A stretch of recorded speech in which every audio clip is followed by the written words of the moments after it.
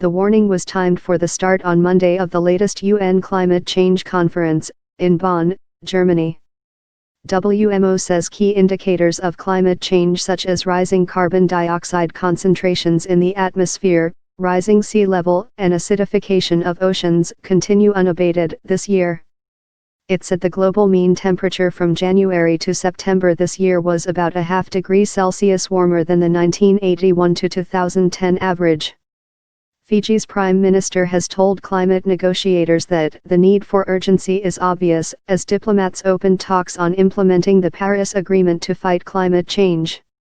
Prime Minister Frank Bainimarama, who is chairing the two-week meeting in the German city of Bonn, offered greetings from one of the most climate-vulnerable regions on Earth as he addressed the conference Monday. Bainimarama said nations should meet our commitments in full, not back away from them.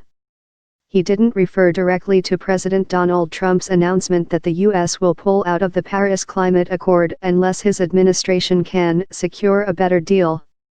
But Bainimarama says the only way for every nation to put itself first is to lock arms with all other nations and move forward together. Diplomats and activists have gathered in Germany for two-week talks on implementing the Paris Agreement to fight climate change. Environmental groups staged protests in the western city of Bonn and at a nearby coal mine ahead of the meeting to highlight Germany's continued use of heavily polluting fossil fuels. The 23rd Conference of the Parties, or 23 Colombian pesos, will be opened Monday by Fiji's Prime Minister Frank Bainimarama. The Pacific island nation is already suffering the impacts of global warming.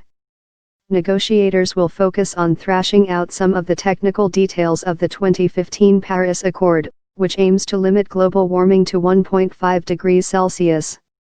While President Donald Trump has expressed skepticism, a recent U.S. government report concluded there's strong evidence that man-made climate change is taking place.